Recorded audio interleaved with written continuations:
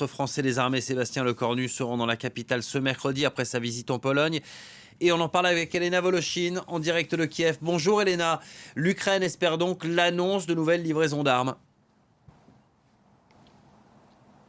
Oui, effectivement, parce que ce sont ces armes antimissiles, antiaériennes qui permettent à l'Ukraine de défendre son territoire après ces vagues de frappes de missiles longue portée d'abord qui ont commencé en octobre, qui ont couvert tout le territoire ukrainien et mis à mal l'infrastructure énergétique du pays en cet hiver.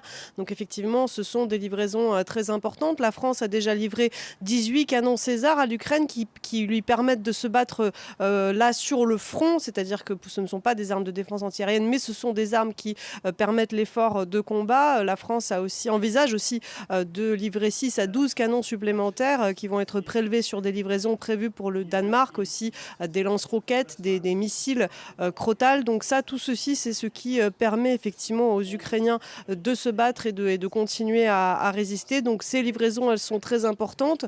L'Ukraine n'en entend pas moins, alors que très souvent, les responsables et les civils ukrainiens disent que cette aide occidentale, elle est insuffisante. Pour vous donner l'exemple des missiles Patriot qui viennent d'être annoncés par les États-Unis pour l'Ukraine, qui sont très importants parce que ce sont des missiles antiaériens très performants qui permettent de détecter automatiquement et de poursuivre les cibles à une assez longue distance.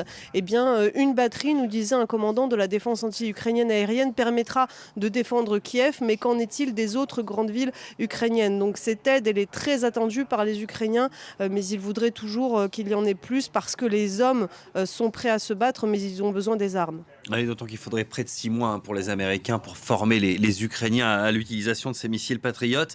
Et Elena, pendant ce temps, la Russie, elle continue de pilonner l'est et le sud de l'Ukraine, notamment les environs de Kherson et Kharkiv. Oui, alors je n'ai pas d'informations sur de nouvelles frappes sur Kharkiv. Nous y étions hier d'ailleurs. En revanche, effectivement, pour Kherson, c'est une ville qui est pilonnée en permanence, quotidiennement, depuis que les Russes s'en sont retirés début novembre. Je rappelle que la Russie a annoncé l'annexion de cette ville de Kherson après l'avoir prise, puis a été forcée de quitter ses positions. Et depuis l'autre rive du Dniepr, où sont désormais stationnées les armées russes, le pilonnage est incessant.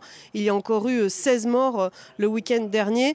Pour ce qui est de l'est du pays, le point le plus chaud actuellement de la ligne de front, c'est le Donbass, sur une ligne qui va de Mariinka au sud de la ville annexée par la Russie de Donetsk jusqu'à Soledar, avec au milieu cette ville de Bakhmout qui est en train de devenir une ville martyre parce que les Russes tentent de prendre cette localité depuis plusieurs semaines maintenant. Les Ukrainiens tiennent la défense, leurs pertes sont très lourdes, bien que l'armée ukrainienne n'annonce pas officiellement ses pertes.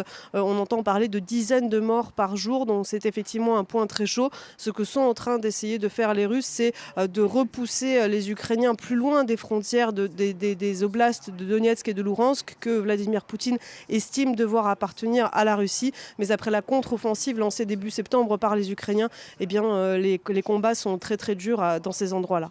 Elena Voloshin depuis Kiev pour France 24. Merci beaucoup Elena.